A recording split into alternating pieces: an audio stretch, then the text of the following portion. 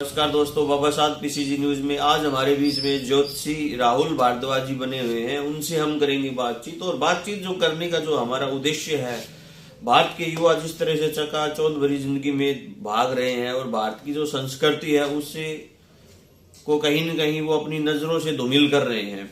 और ज्योतिषी से बातचीत करने का जो हमारा इंटरव्यू आज जो इनसे हम करेंगे, हमारा जो आज का जो इंटरव्यू का जो उद्देश्य है वो यही है कि भारत की जितनी ये संस्कृति है उसको बनाए रखें और जो है ज्यादा से ज्यादा इसका अनुसरण करें और अपने जीवन में इसका लाभ उठाएं। तो ज्योतिषी से हम जुड़ते हैं राहुल जी से। राहुल जी नमस्कार जी। नमस्कार जी, राम राम। चैनल पे स्वागत आपका। धन्यवाद जी। सबसे पहले आपको प्रणाम पीसीजी न्यूज की तरफ से।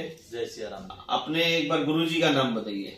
ये जी स्वर्गीय श्री हनुमान प्रसाद आचार्य जी, जो सत्यनारायण साहू महाविद्यालय भैल के संस्थापक थे, वो मेरे दादा गुरु जी हैं। और श्री कुंदन लाल आचार्य जी, वो मेरे गुरु जी हैं, जो कनीना के हैं और भैल के पास रहते हैं। उनसे मैंने ये शिक्षा प्राप्त की है जी। तो ज्योतिषी जी, ये आप सबसे पहले हमारा जो क्वेश्चन होगा जो जनता का ये होगा कि जैसे आज अभी जो महीना लगा हुआ है वो मड़ का महीना है और इस महीने में जो है व्यापारी वर्ग है वो काफी मतलब हताश होता है कि ब्याह शादी का जो सीजन है वो नहीं चल पाता। तो ये मड़ का महीना किस लिए लगाया जाता है? हर साल लगता है ये, तो ऐसा क्यों है?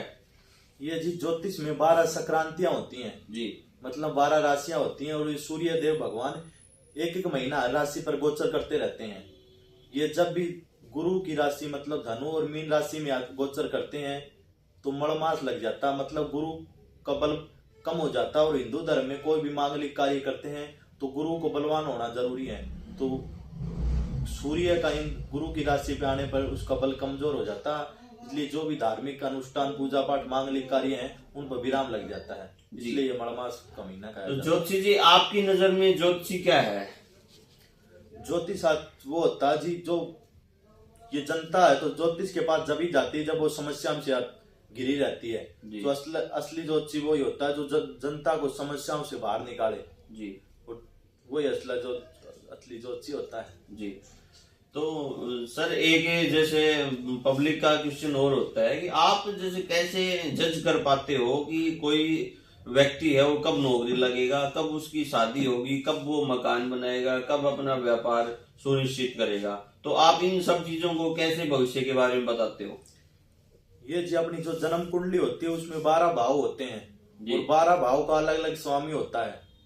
जैसे सब 7वां भाव होता है विवाह का, तो सप्तमेश होगा, उसकी महादशा या दशा लगेगी, उसे शादी के बारे में पता लगाया जाता है जी। और जो 10वां भाव होता है वो नौकरी का होता है, तो उसकी महादशा अंतरदशा जब लगेगी उससे नौकरी का पता लगाया जा सकता है कब लगेगा। इससे हमें ये पता चलता है वो समय कब आएगा, उससे हम जनता को बताते हैं कि उस समय उसका काम बनेगा, उससे वो समय आएगा जी।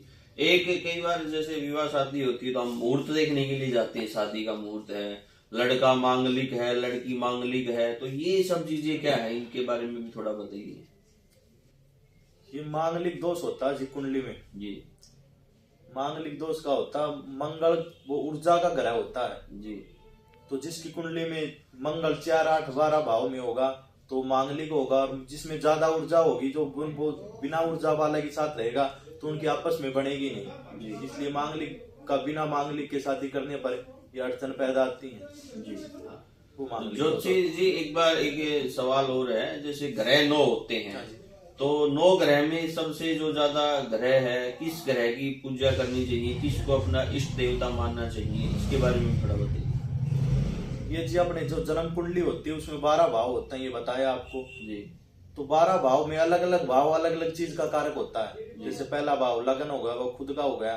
दूसरा वाणी का हो गया, परिवार का होगा। इन सब में 5वां भाव होता है इष्ट देव का जी। तो 5वें भाव में जो राशि बैठेगी उसका स्वामी जो भी होगा वो इष्ट देव होगा, उसको अपना इष्ट देव मानना चाहिए, उसकी ज्यादातर पूजा करनी चाहिए जी। एक सवाल और है हमारा, जैसे बच्चा पैदा होता है घर में, तो जैसे हम पंडित जी के पास जाते हैं तो वो बताते हैं ये लोह का पाया है, ये सोने का पाया है, ये चांदी का पाया है, तो ये क्या है, थोड़ा इसके बारे में बताइए। ये 4 पाया होता है जी, सोना, चांदी, लोहा और तांबा का जी। तो सोना और लोहा का थोड़ा अशुभ बताया गया है और चांदी और तांबा का शुभ बताया गया है। तो जो सोना और लोह का जो पाया हो इसका दान करके वो ठीक किया जा सकता है। तो ये चंद्रमा अपना होता है वो 2.25 दिन एक राशि पे रहता है, उसके हिसाब से हम ये पाया देखते हैं, उसके हिसाब से देखते हैं। तो ज्योतिषी जी एक सवाल और है हमारा, जैसे हम किसी गृह प्रवेश करते हैं या दुकान का शुभ मुहूर्त निकलवाते हैं, वो किस हिसाब से निकालते हो आप?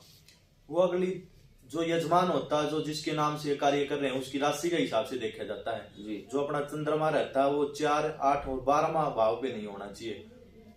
और जो शुभ तिथि मुहूर्त देख कर ये सब मुहूर्त निकाला जाता है जी। कोई अशुभ बार नहीं होना चाहिए, अशुभ तिथि नहीं होनी चाहिए, जैसे रिक्ता तिथि हो गई, चौथ, नवमी, 14 ये तिथि नहीं होनी चाहिए, कोई शुभ दिन बार, सब कुछ हिसाब किताब लगाकर सब मुहूर्त निकाला जाता है जी। एक ये 7.5 बताते हो आप, जैसे शनिवार की 7.5 लगी हुई है किसी राशि पे, तो उसका निपटारे के लिए वो कैसे किया जाए, उसका निपटारा कैसे किया जाए, और ये 7.5 होती क्या है? ये शनि की होती है जी। शनि जिस भाव में बैठेगा उस पे और पहले पे और 12वें भाव में, पहले, दूसरे, 12वें भाव में जो राशि होती है उस पे शनि की 7.5 लगी रहती है। तो फिलहाल मकर, कुंभ और मीन राशि पर शनि की 7.5 लग रही है। जैसे मीन राशि पे पहला चरण है, कुंभ पे दूसरा है और मकर पे तीसरा चरण लग रहा है। तो शनि के 3 चरण होते हैं 2.5 साल के। तो शनि न्यायकारी ग्रह है, जैसे आप कार्य करेंगे उस हिसाब से फल देगा। तो शनि को जैसे अपने बढ़िया कार्य करने चाहिए, पीपल में पानी डालना चाहिए, डाकोत को दान देना चाहिए। और ये शनि की 7.5 होती है, ये दशा तो 7.5 साल ही रहेगी, पर ये दान पुण्य व्रत करके इनके प्रभाव के असर को कम किया जा सकता है। हाँ जी, जैसे पीपल में पानी डाल के मंगलवार के व्रत करके हनुमान जी को जितना प्रसन्न करेंगे उसके कम ये अशुभ प्रभाव देगी।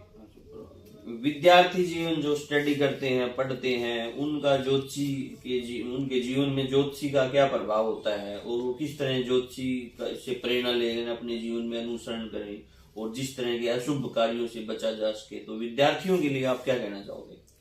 विद्यार्थियों के लिए एक श्लोक है, काक चेष्टा वको ध्यानम स्वान निंद्रा तथैव च अल्पहारी ग्रह त्यागी विद्यार्थी पंच लक्षण है। ये विद्यार्थी के 5 लक्षण है। मतलब काक चेष्टा, विद्यार्थी की कौवे जैसी चेष्टा होनी चाहिए। काक चेष्टा वको ध्यानम, और बगुले जैसा ध्यान होना चाहिए। काक चेष्टा वको ध्यानम स्वान निंद्रा, स्वान संस्कृत में होता कुत्ता, विद्यार्थी की कुत्ते जैसी नींद होनी चाहिए।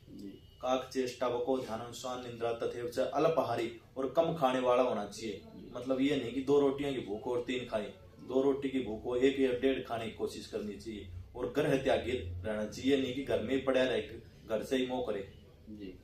कुछ पाने के लिए कुछ खोना ही पड़ता है, इसलिए घर भी त्यागना जरूरी होता है। तो ये विद्यार्थी के 5 नियम है। जो भी विद्यार्थी इन 5 नियमों का पालन करेगा वो उस ब्रह्मांड की कोई भी शक्ति, ताकत उसको सफल होने से नहीं रोक सकती। विद्यार्थी के लिए यही 5 नियम है, इनका अनुसरण करें जी।